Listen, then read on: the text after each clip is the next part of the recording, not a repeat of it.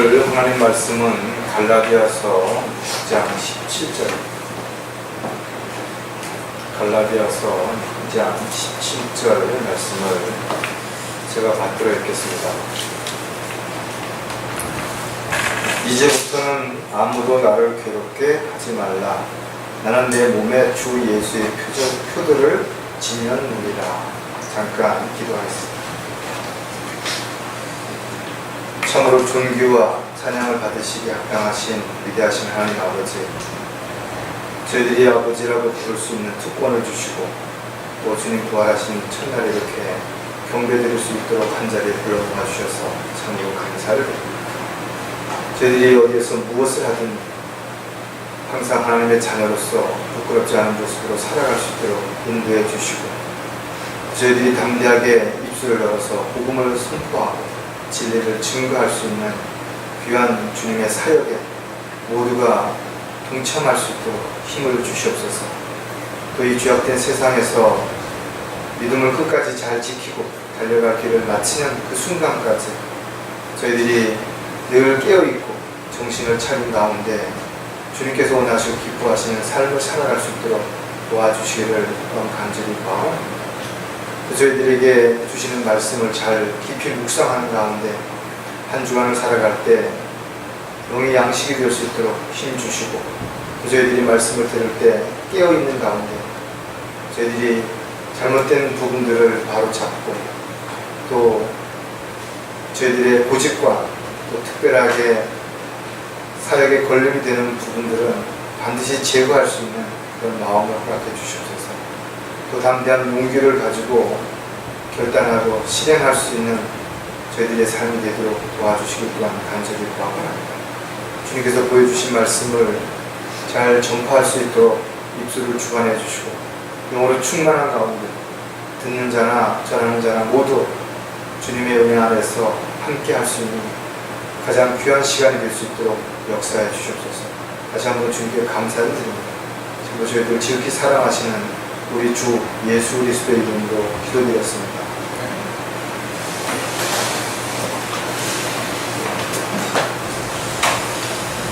여러분들은 지금까지 살아오시면서 크고 작은 여러 가지 몸의 흔적들이 남아있을 것입니다.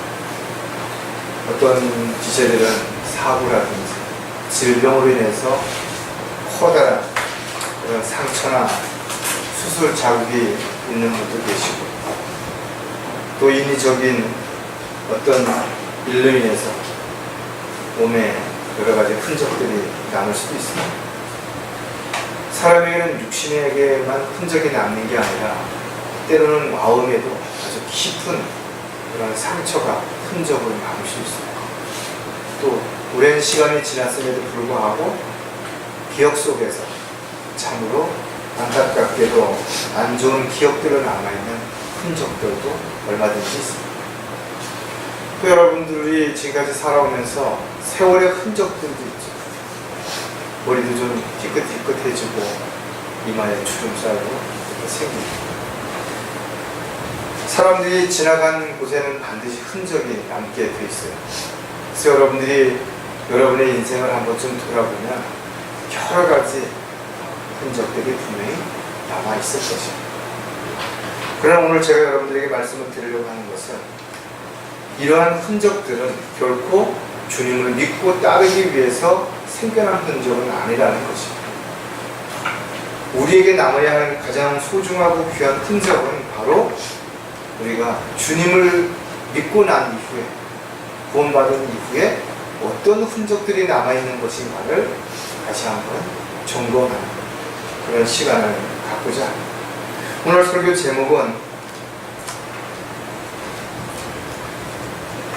그리스도인들이 가지고 있는 흔적들입니다. 사도 바울이 열심히 복음을 전파하고 그로 인해서 많은 사람들이 구원을 받게 됐습니다.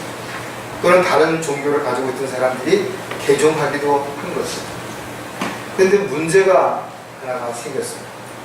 즉 유대인들 중에 구원받았던 몇몇 사람들이 다시 율법주의로 돌아가서 오히려 사도 바울의 사도권까지 부정하는 일이 생긴 것입니다. 그래서 사도 바울은 갈라디아서 1장 1절에 자신이 어떻게 사도가 되었는지에 대한 부분을 분명하게 제시합니다. 즉 어떤 사람에 의해서 사도가 된 것이 아니라는 것입니다. 자기 스스로가 사도가 되고 싶어서 사도가 된 것도 아니라는 것입니다. 바로 하나님으로 말미암아 사도가 되었다는 것을 분명하게 제시하고 있는 것입니다. 그리고 로마서에서 강조했던 것처럼 믿음으로 말미암아서 의롭게 되는 이 부분에 대한 진리를 갈라디아서 6장에서 밝히면서 오늘 본문에 내가 더 이상 너희는 나를 더 이상 그렇게 하지 말아요. 그 이유가 나에게 예수 그리스도에 대한 표를 가지고 있다는 것입니다. 헬라어로 스티그마타라고 하는 이 단어는 영어로는 마크라는 말이에요. 즉 흔적 또는 표라는 의미를 가지고 있습니다. 고대에 보면 자기의 소유를 표시하는 방식으로 부르다가 도장을 찍어놨어요. 즉 노예라든지 종과 같은 그런 사람들을 너는 나의 소유권이다, 이것을 주장하기 위해서 그렇게 했다는 거. 우리나라도 옛날에 보면 종 신분은 그 문서들이 있죠. 그래서 한번 종으로 태어나면 계속 종으로 살 수밖에 없습니다. 결혼을 해도 자식을 낳아도 모두가 종으로서 살아가는 것이죠. 사도 바울이 이렇게 예수의 표라는 단어를 사용하는 것은 나는 예수 그리스도의 종이 되었다. 나는 어떤 경우에도 그것을 벗어날 수 없는 그런 신분이라는 것을 스스로 증거하는 그런 내용입니다. 다시 말해서 한번 찍힌 표는 취소하거나 이거를 변경할 수 없는 것입니다. 저와 여러분이 예수 그리스도를 믿음으로 인해서 구원을 받았고 그 표로 인해서 우리가 그리스도인으로서의 삶을 살아간다면 반드시 우리도 사도 바울의 고백과 같은 이런 고백들이 날마다 이루어져야 되는 것입니다. 사도 바울은 실질적으로 자신이 그렇게 예수의 표를 가지고 있다는 것을 입증하는 그 삶이 보여졌던 것입니다. 그런 온 생애를 복음을 전파하면서 수없이 돌에 맞았고 태장으로도 맞고 40에 하나 뺀 매를 5번이나 맞았죠. 3번 몽둥이로 맞고 얼마나 많은 고통을 겪었는지 단편적으로 보여줍니다. 그뿐만 아니죠. 감옥에도 수없이 많이 갇혔고 핍박을 받았고 굶주렸고 헐벗었고 참으로 힘든 삶을 살면서 그에게는 여러 가지 다양한 마음의 상처와 몸의 상처가 그리스도의 종으로서 하나의 흔적이 남았다는 것입니다. 갈라디아서 6장 14절에 그는 겸손하게도 그럼에도 불구하고 나에게는 우리 주 예수 그리스도의 십자가 외에는 결코 자랑할 것이 없나니 그로 인하여 세상이 나에게 십자가에 못 박히고 나도 세상에게 그러하니라. 여러분들이 정말 주님을 믿고 주님의 뜻과 계획대로 살기 위해서 받은 많은 흔적들이 있지만 하나님이 다 알아주시고 상과 유업으로 보상해 주시겠지만 그것을 자랑할 필요는 없다. 주님의 십자가 외에 자랑할 게 없다는 것이. 주님의 십자가만이 우리가 유일하게 자랑해야 할 가장 소중한 것임을 우리가 다시 한번 기억하는 시간이 됐으면 좋겠습니다. 저 여러분이 구원의 표를 지닌 사람이라고, 난 구원받은 사람이라고 말한다면 반드시 구원받은 이후에 나는 주님을 위해서 이런 일을 하고 이렇게 어려움을 겪고 고난과 아픔을 겪었다는 흔적들이 반드시 있어야 됩니다. 여러분들은 어떤 흔적들이 있는 것인가요? 이 시간 한 번쯤 다시 생각을 깊이 해보는 그런 시간이 있으면 좋겠습니다. 자, 첫 번째 그리스도인들이 가지고 있는 흔적들은 고통을 받은 흔적이라는 거죠. 예수님께서는 저와 여러분을 구원하시기 위해서 십자가를 지고 골고다 언덕으로 올라가시면서 수치와 멸시와 천대와 침뱉음을 받으신 거죠. 수염이 뽑히죠. 온몸에 채찍으로 인해서 피가 유출됨으로 인해서 얼마나 고통스러웠겠습니까? 십자가에 죽기까지 하나의 불평도 없으시고 한마디의 원망도 없으시고 그렇게 모든 고통을 감수하신 것입니다. 사도 바울 역시 마찬가지로 고린도 후서에서 자세하게 기록하고 있고 얼마나 많은 고통을 받았는가. 초대교회의 믿음의 선배들 모두 마찬가지죠. 다들 힘들고 어려운 과정 속에서 불평하지 않는다. 오히려 하나님의 종으로 하나님의 일꾼으로 도구로 살아가는 것을 감사하면서 그들은 자신의 목숨도 아낌없이 내어드렸다. 빛도 없이 그림자처럼 그렇게 살면서도 아무도 그것을 남을 탓하거나 원망하지 않았다는 것. 비록 저와 여러분이 예수님처럼 바울처럼 또 많은 믿음의 선배들처럼 그런 고통을 받지 않았다 할지라도 분명 저와 여러분도 크고 작은 고통을 받고 있는 것은 분명하다. 지금까지도 많이 그렇게 살아왔고 앞으로 어쩌면 더 많은 고통을 받게 될지도 모르겠습니다. 하지만 우리가 예수 그리스도를 믿고 예수님을 따라가면서 지어야 하는 그 십자가가 얼마나 힘든지는 그것은 경험해 보지 않은 사람들은 결코 알 수도 없고 이해할 수도 없는 것입니다. 여러분들은 그 십자가를 무겁다고 벗어던져서는 안 된다. 그 십자가 때문에 너무 고통받는다라고 여러분들이 남을 탓하고 원망해서는 안 된다라고. 끊임없이 우리는 하나님의 사랑을 받고 있고 그 사랑을 실천하면서 살아가야 되는 거죠. 예수님은 십자가를 지심으로 인해서 저와 여러분을 구원받을 수 있도록 영원한 생명을 얻을 수 있도록 해주신 것처럼 저와 여러분이 십자가를 짐으로 인해서 또 다른 누군가의 또 다른 무엇인가를 이루어가는 데 있어서 밑거름이 될 수 있다는 것입니다. 하나님의 미랄이 될 수 있다는 것입니다. 많은 사람들이 이런 사실을 알지 못하기 때문에 잘못 사는 사람들도 있어요. 또 안타깝게도 알면서도 옳게 행하지 않음으로 인해서 아름다운 열매를 맺지 못하는 사람들도 있다는 것입니다. 저와 여러분은 자신이 자기가 하고 싶은 대로 원하는 삶을 살면서도 자신의 잘못으로 인해서 상처를 받고 또 고통을 받고 눈물을 흘리는 것을 마치 주님을 위해서라고 착각하면 안 됩니다. 그래서 잘 분별해보고 저와 여러분이 정말 주님의 뜻 가운데서 올바르게 살기 위해서 받는 고통이 아니라면 부끄러운 것이고 또다시 이런 일들이 지속되거나 반복되지 않도록 철저하게 자신을 돌아봐야 할 것입니다. 자, 그렇다면 여러분들은 고통을 받은 어떤 흔적들이 있는 것인가를 한 세 가지 면에서 살펴볼 텐데, 첫 번째, 가정에서 받은 고통의 흔적들이 어떤 게 있느냐. 가족이라고 하는 사람들도 생각하는 것이 다르죠. 입장이 다릅니다. 또 자신이 잘할 수 있는 것과 잘 못하는 것들이 다르죠. 성격도 다릅니다. 나이도 다르고 지식도 다르죠. 그래서 여러 가지 가족들도 갈등이 얼마든지 일어날 수 있습니다. 근데 그 중에 가장 큰 갈등이 뭐예요? 바로 종교적인 갈등입니다. 같은 집안에 다른 종교를 가지고 있으면 가족들 간에 마땅히 해야 할 책임과 의무조차도 외면해 버리는 경우가 얼마든지 있는 것입니다. 하지만 우리가 성경을 통해서 배운 것은 뭐예요? 우리가 가족이라면 절대로 그 가족들을 버릴 수 없는 것입니다. 디모데전서 5장 8절에 이렇게 기록하고 있습니다. 만일 누군가가 자기 친족, 특히 자기 가족을 돌보지 않는다면 그는 믿음을 부인한 자여 불신자보다 더 나쁜 자예요. 가족이기 때문에 포기할 수 없다는 거죠.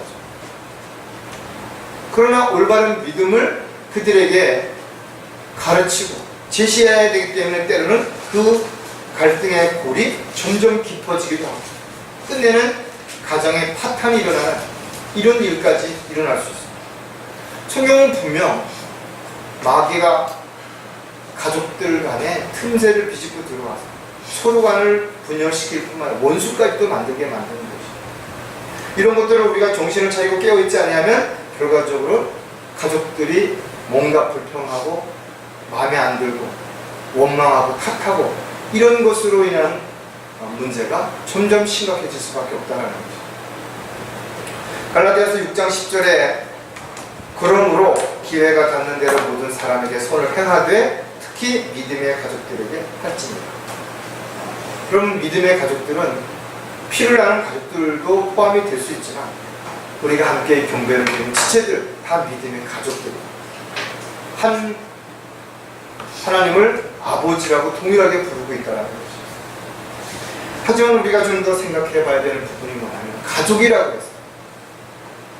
모두 서로를 배려하고 섬기고 나누고 사랑하는가?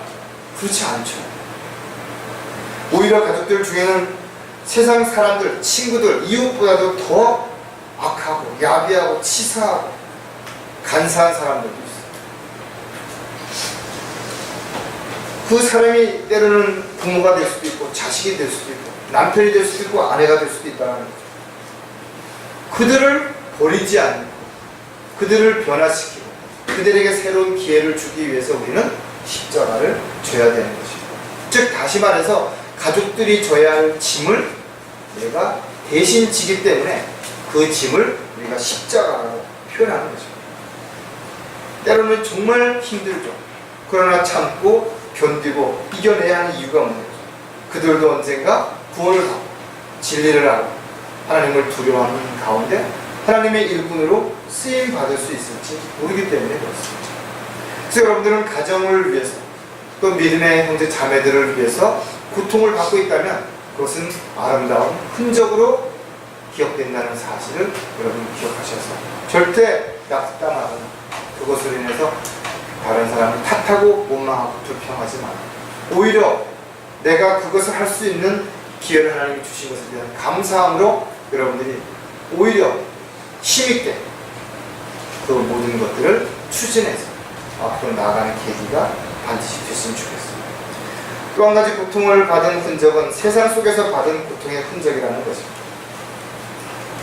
여러분들이 직장 생활을 하면서 사업을 하면서 참으로 많은 사람들을 만나죠. 그 중에 대부분의 사람들은 구원받지 않은 죄인들입니다. 세상 사람들. 그래서 그들은 여러분과 가치관이 다르고 삶의 목적이 다른 것입니다. 추구하는 것이 원하는 것이 분명 다르기 때문에 여러분들하고 대화가 잘 안 됩니다. 여러분 한번 진지하게 얘기 한번 해보세요. 얼마 가지 않아서 대화가 안 통한다는 걸 알게 되는 것입니다. 가식적이고 이기적이고 자기 중심적인 것입니다. 그래서 그들과 함께하는 동안에 여러분들이 정말 다양한 문제, 다양한 오해로 인해서 어려움을 당할 수밖에 없습니다. 때로는 알면서 손해를 당할 수밖에 없습니다. 정말 잘못한 게 없는데 억울함을 당할 수도 있어요. 비난을 당하기도 하고 욕을 먹기도 하고 손가락질을 받기도 하고 억울하죠. 그러나 세상 사람들한테 이 억울함을 이런 문제를 이야기하면 오히려 그들은 여러분들을 탓할 것입니다. 그래서 여러분들이 그것을 이야기할 수 있는 사람들이 많지 않기 때문에 여러분들이 주님 앞에 무릎을 꿇는 거죠. 여러분들이 지체들과 함께 교제하는 가운데 같은 입장, 같은 환경과 여건에서 생활하는 그런 것들이 서로에게 위로가 되기 때문에 격려가 되고 위로가 되고 힘이 될 수 있는 거죠. 베드로전서 2장 12절에 보면 이는 너희가 이방인들 가운데 행실을 바르게 하여 그들이 너희에게 악을 행하는 자라고 말하다가도 너희의 선한 일들을 보고 감찰하시는 그날에 그들로 하나님께 영광을 돌리게 하려 합니다. 제가 자주 사용하는 구절입니다. 왜 이 구절들을 이렇게 자주 사용하는가 하면 우리가 문 바깥에 나가면 모든 사람들이 우리를 주목하고 있다는 사실을 기억해야 돼요. 우리는 그들을 모를 수 있습니다. 그러나 저와 여러분이 거리에서 설교하고 복음을 전파하고 진리를 증거한다는 것을 많은 사람들이 알고 있습니다. 따라서 언제 어디서든지 그리스도의 향기가 나야 되는 것입니다. 세상 사람들과 구별되고 분리되고 성결된 삶을 살아야 되는 것입니다. 그렇게 됐을 때 사람들이 어떻게 이야기하는가? 사도 베드로는 이렇게 말합니다. 이방인들은 너희가 그들과 함께 같이 방탕에 휩쓸리지 않은 것을 이상하게 생각하고 너희를 비워. 자기들하고 같이 생각하고 같이 어울려서 해야 되는데 그렇지 않은 것을 이상하게 생각한다는 거예요. 저 사람들은 왜 그러지? 왜 손해를 보면서 참지? 왜 저렇게 하는 것보다는 이렇게 하면 더 많은 유익을 얻고 더 많은 도움을 받을 수 있는데 왜 그렇게 하지 않지?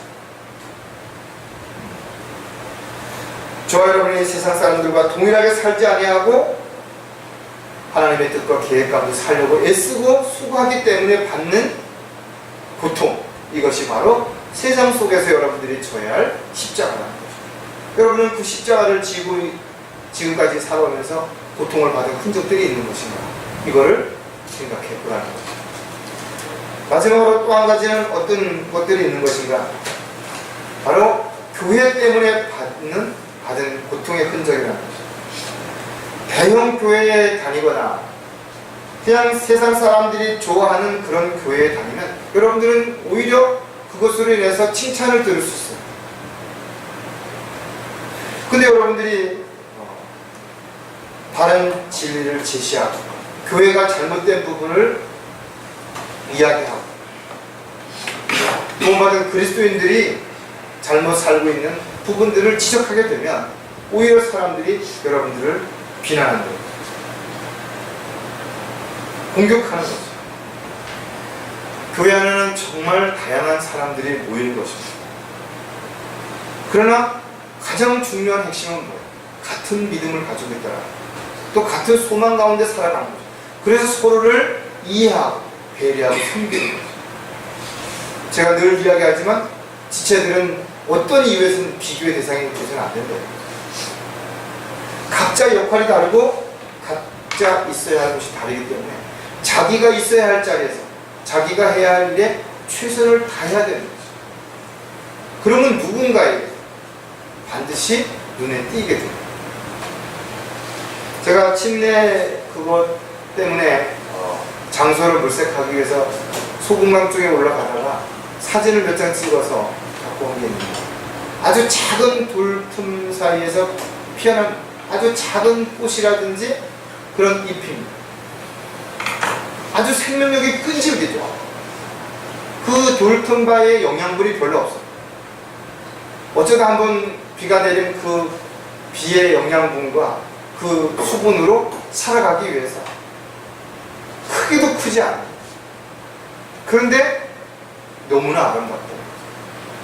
제가 그걸 사진을 찍어서 갖고 왔기 때문에 많은 사람들이 볼 수 있겠죠. 많은 사람들이 그런 작은 존재가 거기에 존재하고 있구나 알 수 있을 거예요. 이 세상에 얼마나 많은 사람들이 있냐. 그 많은 사람들 중에 하나님 눈에는 여러분 한 사람 한 사람이 보석처럼 보여요. 가장 소중하고 귀한 존재로 보였습니다. 그보다 더 감사한 일이 어디냐. 세상 사람들이 몰라주면 하나님이 여러분을 가장 소중한 존재로 기억하고 알아주고 있다는 생각을 한다면 여러분 정말 감사해야 됩니다. 로마서 14장 2장 3절을 보면 어떤 사람은 모든 것을 먹을 믿음이 있지만 연약한 사람은 채소만 먹느니라. 먹는 자를 먹지 못하는 자를 없이 여기지 말고 또 먹지 못하는 자를 먹는 자를 판단하지 말라. 이는 하나님께서 그를 받으셨습니다. 성경을 잘 이해하고 깊이 있게 이해하는 지체들이 있는 거 아니야. 아직까지도 그렇지 못하는 형제 자매들이 분명히 있다. 그러니까 서로가 서로에 대해서 함부로 말하거나 판단해서는 안 되는 거지. 교회는 많은 사람들이 있다고 해서 하나님의 일을 많이 한다라고 생각하는 것은 그건 세상적인 방법이에요. 교회 안에는 구경꾼도 있고 손님과 같은 사람들도 얼마든지 있을 수 있습니다. 오히려 그런 사람이 많으면 그 교회는 서서히 변질이 되는 것입니다. 세상적인 그냥 모임이 되어버리는 것입니다.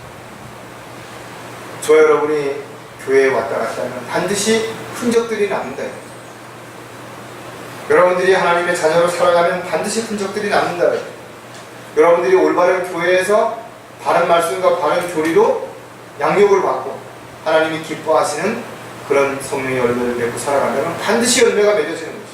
그리고 그 열매는 누군가에게 보여주고 그것을 싫어하는 사람, 시기하는 사람들은 반드시 그것을 가지고 문제를 삼고 비난할 수 있어요. 그래서 고통을 받는 거죠. 그것이 바로 교회 때문에 받는 여러분들이 고통의 흔적입니다. 저 여러분은 이렇게 주 예수 그리스도를 믿고 구원받은 후에 고통의 흔적들이 있대요. 가족들을 위해서, 세상에서 여러분들이 믿음을 지키기 위해서, 또 바른 성경과 바른 믿음 안에 살아가는 지역교회에 주님을 섬기기 때문에 고통들이 있어요. 또 한 가지 우리가 살펴볼 부분은 두 번째, 고난을 통해서 받은 흔적이에요. 고난을 통해서 받은 흔적들이 어떤 게 있는 것인가 한번 좀 생각해 봐야죠. 예수님을 믿고 신앙생활을 하면서 여러분 참 힘드셨을 거라고. 남들보다 더 많은 아픔과 고통을 감수했을 뿐만 아니라 고난을 스스로 참고 견디면서 어쩌면 많이 울었을 수도 있어요. 그러나 여러분들이 그런 것들 가운데 또 깊이 살펴보면 그냥 자신의 신세를 한탄하는, 아니면 현실에 자신이 처해 있는 입장과 형편이 너무 어려워서 그렇게 여러분들이 고난을 받는다고 착각할 수도 있다는 거죠. 때로는 자신이 잘못해 고집되면 생길 수 있는 상처들도 있을 수 있다는 거죠.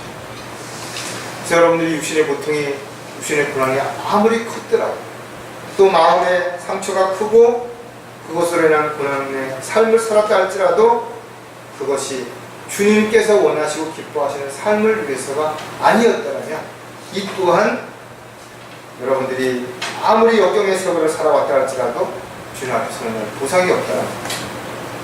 따라서 우리는 자신에게 주어진 모든 시간들 속에서 철저하게 분석해보고 확인해볼 필요가 반드시 있어요. 단지 고난받는 것이 문제가 아니라 왜 고난을 받는 것인가, 무엇 때문에 고난을 받았는지에 대한 부분을 분명하게 살펴봐야 합니다. 정말 나는 주님의 뜻대로 살기 위해서 지금 고난을 받고 있는가, 또 앞으로 고난을 받는다 할지라도 나는 그 길을 지속해서 갈 것인가. 믿음의 길을 가는 데는 많은 어려움이 있죠. 그러나 그 믿음의 길을 달려가는 그 순간 어떠한 유혹도, 어떠한 어려움이 있어도 포기하지 않고 끝까지 그 경주를 마칠 것인가. 주님을 위해서, 또 주님으로 인해서 주님의 뜻대로 살기 위해서 여러분이 받은 고난이라면 반드시 주님은 상과 유혹으로 보상해 줄 것입니다. 우리는 머지않아 그리스도 심판석에 다 서게 될 것입니다. 어떤 상과 어떤 유혹을 받게 될지 우리는 잘 알지 못하는 부분도 있을지 모르겠다. 분명 주님을 위해서, 주님이 기뻐하시는 그런 일들을 하면서 살아왔다면 반드시 우리는 상과 유혹을 받게 될 것입니다. 주님 오실 때가 멀지 않았더라고 입으로만 찬송할 것이 아니라는 것입니다. 정말 주님 만날 준비를 해야 되는 것입니다. 그리스도의 심판석 앞에서 수치와 부끄러움을 당하지 않기 위해서 분명 주님 앞에 내어놓을 것들이 있어야 한다는 것입니다. 이것을 우리는 바로 고난의 흔적을 통해서 알 수 있고 느낄 수 있게 되는 것입니다. 자, 고난의 흔적을 받았다면 어떤 흔적들이 남아 있을 것인가? 바로 하고 싶은 것을 포기한 흔적이라는 것입니다. 여러분, 하고 싶은 일들이 많이 있을 것입니다. 그러나 왜 그것을 뒤로 미루는 것인가? 아니면 포기하는 것인가? 첫 번째는 그 일보다 주님이 기뻐하시고 원하는 일이 무엇인지를 알고 있고 또 그 일을 해야 된다는 사실을 알고 있기 때문에 포기하는 거죠. 또 한 가지는 아무리 자신을 원하는 일이라 하더라도 하나님께서 원하시지 않기 때문에 여러분은 포기하실 것입니다. 무조건 포기하라는 거 아니에요. 아무것도 하지 말라는 이야기가 아니라는 것입니다. 자신이 하고자 하는 일에 최선을 다해서 열심을 다하되 그것이 하나님이 기뻐하시고 원하시는 일이 아니라면 포기하라는 것입니다. 아무리 좋은 결과를 가져온다 할지라도 마찬가지입니다. 많은 일을 한다고, 열심히 한다고, 또는 좋은 결과를 가져온다 하더라도 그것이 하나님께서 원하시지 않는 일이라면 그 일 때문에 여러분들은 반드시 후회할 때가 온다는 것이죠. 그걸 알기 때문에 미리 포기하라는 것이죠. 지금 포기하라는 것이죠. 참으로 안타깝게도 많은 사람들이 그런 상황 속에서 포기하지 못한 채 한 번만 더, 조금만 더를 외치기 때문에 결국은 끊임없이 하나님의 뜻과 계획에서 벗어나는 것이죠. 누가복음 9장 23절에 여러분들이 잘 아시는 구절이죠. 또 그들 모두에게 말씀하시기를 누구든지 나를 따라오려거든 자기를 부인하고 날마다 자기 십자가를 지고 나를 따라오려거든. 주님을 따라가기 싫어하면 가라올 필요가 없다고 생각하는 사람들은 자신을 부인할 필요도 없고 자기 십자가를 질 필요도 없어요. 그래서 자기 마음대로 멋대로 자기 하고 싶은 대로 자기가 선택하는 것이에요. 그러나 여러분들이 정말 주님을 따라가기를 원한다면 자신이 자기가 하고 싶은 대로 선택해서는 안 되는 거죠. 반드시 주님께 물어보고 주님이 원하시는 것을 여러분들이 순종하고 따라가야 된다는 거죠. 그리스도인들이 하나님께서 원하시는 일에 도구로, 일꾼으로, 군사로 사용되어질 때보다 더 가치 있는 일이니 더 가치 있는 삶을 산다라고 말할 수 있겠는 겁니다. 지나친 욕심으로 인해서 자기가 많은 일들로 인해서 자신은 물론 가정 또 교회가 어려움을 당할 수도 있어요. 왜? 자신이 마땅히 해야 할 일을 소홀히 하기 때문에. 따라서 그리스도인들의 올바른 자세는 주님께서 하라면 하는 것이고 반대로 하지 말라면 하지 않는 것이고 가라면 가고 서라면 서고 돌아서라면 돌아서면 되는 것이고 거기에 어떤 이유나 변명도 다 죄가 될 뿐이라는 사실입니다. 따라서 여러분들이 자신이 정말 하고 싶지만 주님께서 원하지 않으시고 주님께서 또한 하지 말라고 명령하셔서 포기했다면 주님은 훨씬 더 여러분들에게 좋은 것을 주실 것이고 이 땅에서 만약에 주시지 않는다면 주님 앞에 서는 날 훨씬 더 많은 보상으로 여러분에게 채워주실 것이 분명합니다. 고난을 받은 또 다른 흔적은 헌신하기 위해서 받은 흔적이랍니다. 여러분들이 적당히 살고자 한다면 여러분들은 고난을 받을 이유가 없어요. 여러분들이 물질을 드리고 시간을 드리고 여러분의 재능을 주님을 위해서 드리려고 희생하고 헌신하지 않는다면 마귀는 여러분들을 거들떠도 보지 않는다 이거. 왜냐하면 시간이 지나면 지푸레 두지 않거나 아니면 하나님과 무관한 그런 열정을 가지고 사람들에게 칭찬받는 일을 하다 끝나기 때문에 없어요. 하지만 여러분들이 하나님의 말씀을 더 깊이 공부하고 하나님께 영광을 돌려드리는 삶을 살고자 한다면 마귀는 절대 구경하고 있지 않죠.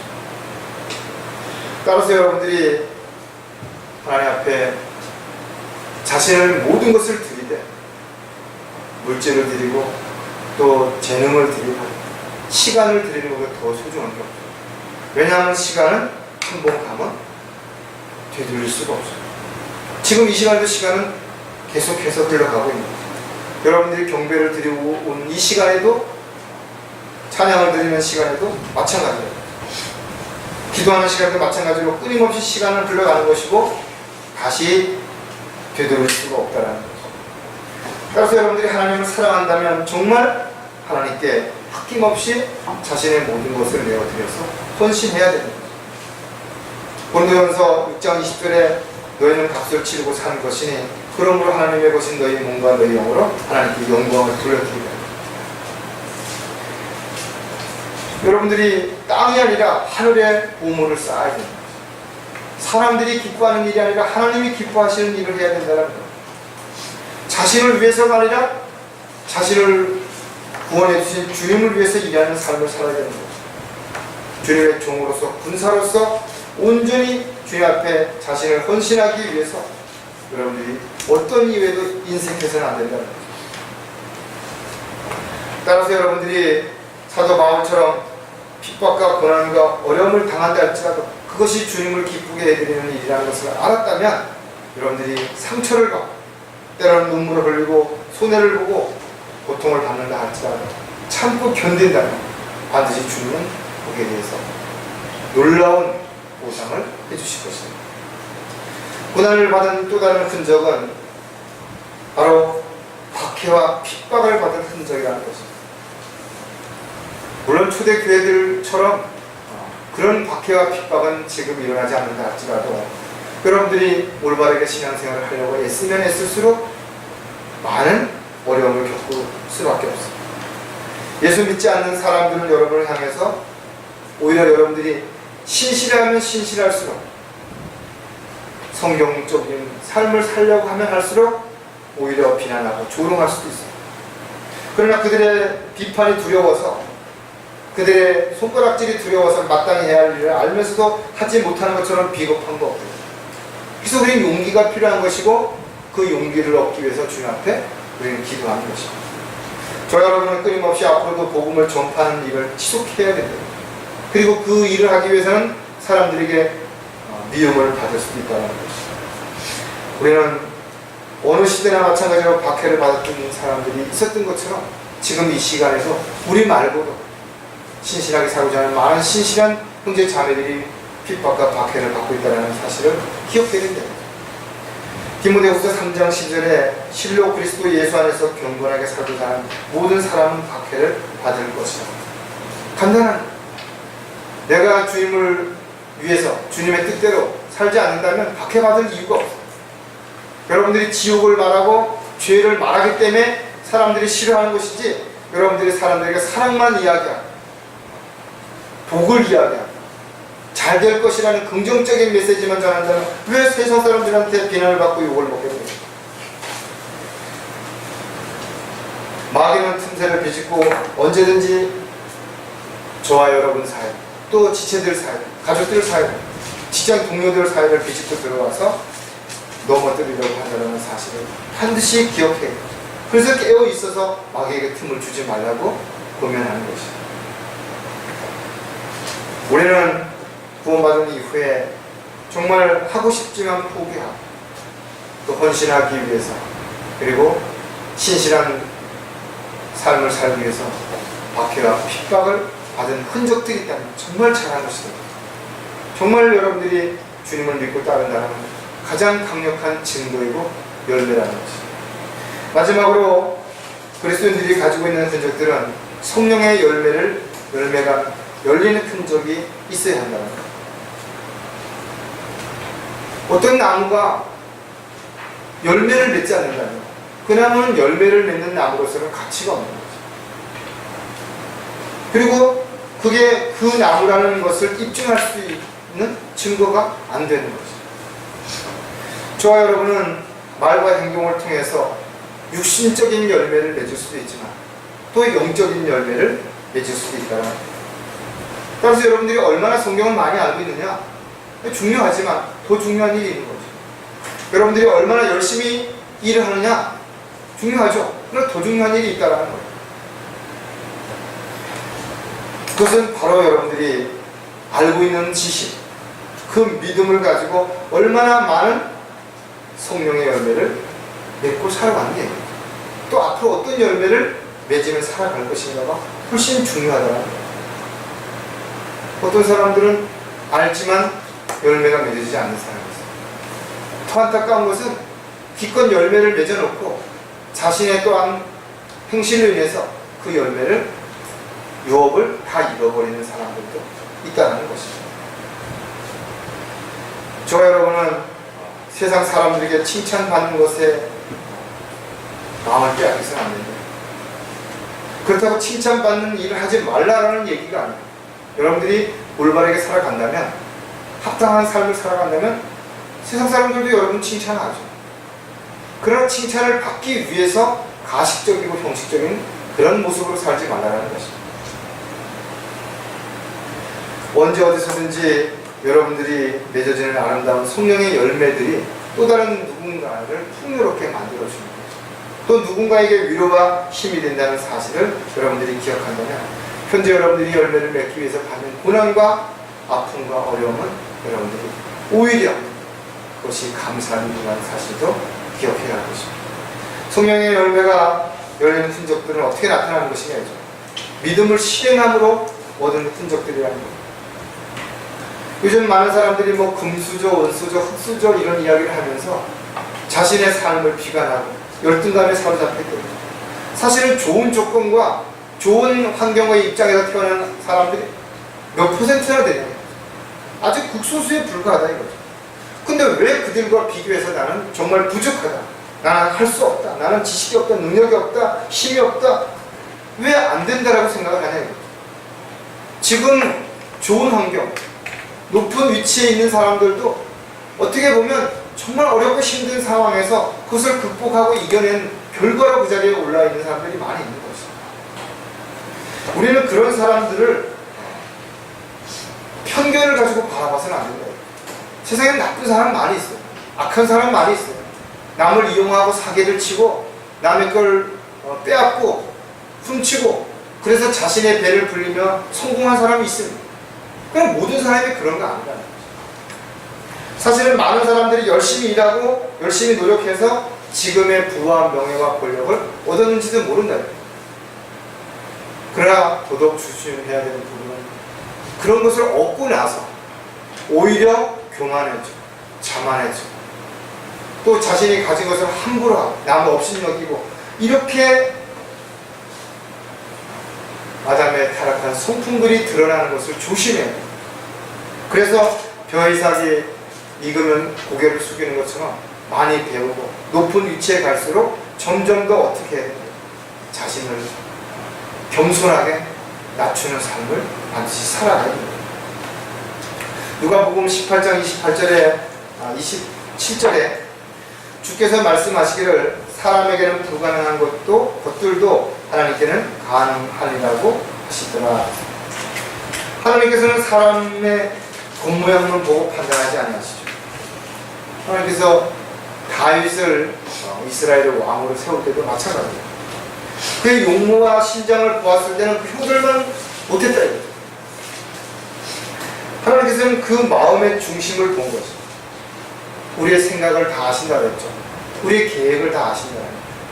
그렇기 때문에 주님께서는 그렇게 하신 것입니다. 따라서 하나님의 자녀로서 여러분 자부심을 가져야 됩니다.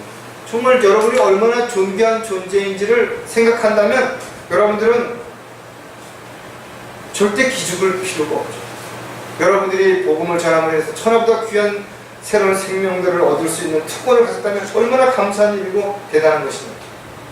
그래서 여러분들이 겸손한 마음으로 자신을 낮추는 것은 정말 바람직한 일이지만 열등감이나 어떤 자격지심으로 인해서 자신을 자꾸만 낮추는 이런 것은 어리석은 것이라는 것을 우리가 다시 한번 좀 생각해 볼 필요가 있죠. 저와 여러분은 자격지심을 가지고서는 절대로 성령의 열매를 맺을 수 없습니다. 오히려 감사와 기쁨이 넘쳐날 풍성한 그런 에너지가 성령의 열매로 맺어진다는 사실을 기억해야 할 것입니다. 또 한 가지는 자신을 낮추며 산 섬김의 흔적들이 있어야 된다. 여러분들이 열등감 때문에 또는 교만함 때문에 맺어진 열매들이 아니라 정말 알지만 할 수 있지만 그만한 충분한 힘이 있지만 여러분들이 자신을 낮추고 다른 사람들을 높이며 살아왔다면 그것으로 인해서 또 다른 열매들이 맺어지는 것입니다. 저 여러분은 하나님의 자녀라요. 언제 어디서 무엇을 하든지 그 사실을 잊지 않고 있다면 여러분들은 자격지심을 가질 이유가 전혀 없다는 겁니다. 안타깝게도 구원받은 이후에도 가정에서, 교회에서, 일터에서 자신에게 맡겨진 일이 너무나 하찮다고 생각하는 사람들이 있어요. 대충 적당히 하는 사람들이 있고 내가 이런 일을 할 사람이 아닌데 난 더 크고 대단한 일을 할 사람인데 이런 일을 하는 시간을 낭비해. 그럼 착각하면 안 된대. 하나님께서는 처음부터 큰 일을 맡기시지 않죠. 반드시 과정들을 통해서 살펴보시는 것입니다. 입증이 돼야 되는 것입니다. 교만하게 되는 사람은 절대로 하나님을 쓰시지 않는 것입니다. 왜? 교만은 마귀가 쓰는 것입니다. 사울 왕은 이스라엘의 초대 왕이었어요. 근데 그가 왕권을 빼앗긴 이유가 뭐예요? 실패한 이유가 뭐예요? 왕이면 뭐든지 할 수 있다고 착각한 것입니다. 교만하게 졌기 때문에 그런 거죠. 그래서 제사장들이 해야 하는 일도, 선지자가 해야 하는 일들도 자신도 얼마든지 할 수 있다고 착각했기 때문에 번제를 드리게 되고, 그거를 위해서 왕권을 빼앗기게 됩니다. 성경은 우리에게 가르쳐 준다. 누가복음 14장 11절에 누구든지 자신을 높이는 자는 낮아질 것이요 자신을 낮추는 자는 높아지라고 하시더라고요. 요즘은 자기를 스스로 높이죠. 난 이런 사람이라고 해서 뭐 명함에도 보면 아주 뭐 명함이 앞뒤가 빽빽하게 뭔가를 써갖고 다니는 사람들도 있어요. 큰 일을 하려면 작은 일부터 잘해야 돼요. 어떤 것도 마찬가지예요. 첫 단추를 잘 끼고 첫 걸음을 잘 내딛어야 되는 거죠. 지극히 신실한 일에 작은 일에 신실한 사람은 큰 일에도 신실하며, 또 지극히 작은 일에 부정한 사람은 큰 일에도 부정하다. 지극히 작은 일에 신실한 종은 잘했다고 칭찬을 들었다. 하나님께서 여러분에게 어떤 은사를 주셨든, 어떤 재능을 주셨든, 또 어떤 환경과 여건을 주셨든 그것에 합당한 삶을 살아가는 거죠. 자신에게 주어진 역할에 최선을 다하는 거죠. 그때 여러분들은 가장 잘하는 거죠. 누구든지 자신을 스스로 높이고 자랑하고 드러내는 것은 교만에 빠졌다는 증거고, 이런 상태에서는 어떠한 성령의 열매도 맺지 않습니다. 사람들 눈에 보이는 육신의 열매들은 크고 화려하게 보여질지 모르지만 이것은 하나님을 절대 기쁘게 할 수 없다. 오히려 자신을 낮췄을 때 주님이 높여주실 것이고, 자신을 낮춤으로 인해서 맺어진 열매가 아름다운 열매로 크게 사람들에게 보여질 것입니다. 성령의 열매가 열린 흔적은 주님 사역의 동력자로서의 흔적이라고 합니다.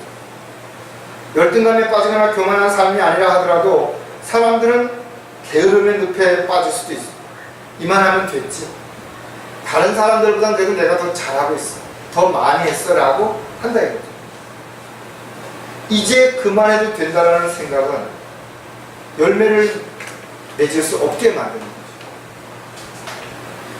하나님께서 이제 너의 모든 건 끝났다라고 부르실 때까지 우리는 절대로 안주하거나 그 자리에 멈추면 안 됩니다. 오히려 우리는 계속 달려야 됩니다. 멈추려고 할 때가 가장 위험한 거죠. 디모데후서 4장 7, 8절에 보면 내가 선한 싸움을 싸우고 달려갈 길을 마치고 믿음을 지켰으니 이후로는 나를 위하여 우리의 멸구관이 마련되어 있어 의로운 재판관이신 주께서 그 날에 그것을 내게 주실 것이며, 또 나뿐만 아니라 그의 나타나심을 사모하는 모든 사람에게도 주실 것입니다. 저와 여러분은 절대로 멈추면 안 됩니다. 힘들지만, 주저앉고 싶지만 그래도 멈추면 안 됩니다. 어떻게 보면 우리는 지금 가장 힘들고 어려운 구간을 달리고 있는 마라톤 선수와 같을 수도 있어요. 왜냐하면 주님께서 오실 때가 심히 가까워졌고 마귀는 자기에게 남은 날이 얼마 남지 않았다는 걸 알기 때문에 어떻게 하든지 우리를 믿음에 대해서 끌어내리려고 하기 때문이라는 거죠. 그래서 가장 힘든 거죠. 어쩌면 등산으로 말하면 8분 능선에 와 있다. 이제는 인간적인 어떤 힘이나 모든 것이 고갈되는 그런 상태까지 와 있을 수도 있어요. 그러나 우리가 이것을 이겨냈을 때 훨씬 더 소중한 걸 알게 되는 것이고, 또 주님으로부터 더 귀한 것을 얻게 되는 것입니다. 저 여러분은 부지런하게 살아야 됩니다. 뭔가 열심히 하루 자신에게 주어진 시간들을 헛되이 보내지 않고 열심히 살아야 됩니다. 우리가 알고 있는 지식들을 믿음으로 잘 실행하고, 여러분들이 성경을 알면 알수록 자신을 낮추고 섬기는 자로서, 또 여러분에게 어떤 은사, 어떤 재능이 주어졌든 여러분들이 주님의 사역에 동참하는 자로서, 동역자로서의 흔적들이 여러분의 삶을 통해서 매일 남겨져야 된다는 사실을 꼭 기억하셨으면 좋겠습니다. 자, 기도하겠습니다. 하나님 아버지, 참으로 감사를 드립니다. 저희들이 육신에 가지고 있는 흔적들을 바라볼 때 정말 조심해서 이런 아픔의 흔적이 생기지 말아야 되겠다라고 여러분들이 생각할 수도 있습니다. 또 그 흔적을 바라보면서 정말 내가 이렇게 열심히 살았구나, 올바르게 살았구나 하고 여러분들이 감사할 수도 있습니다. 특히 영적인 흔적들로 인해서 우리가 주님을 믿고 따라가는 그 삶으로 인해서 받는 고통의 흔적과 불안의 흔적과 성령의 열매를 맺는 흔적들로 인해서 주님을 기쁘시게 하는 삶을 살아가는 저희들이 될 수 있도록 인도해 주시고, 그런 열매 맺는 삶이 지속될 수 있도록 늘 정신을 차리고 깨어있는 가운데 달려갈 길을 마칠 때까지 단 한 사람도 나가는 일이 없도록 주님 끝까지 붙잡아 주시옵소서. 다시 한번 주님께 감사를 드리옵고, 저희들을 깊이 사랑하시고 이제 곧 다시 오셔서 저희들을 데려가실 우리 주 예수 그리스도의 이름으로 기도드렸습니다.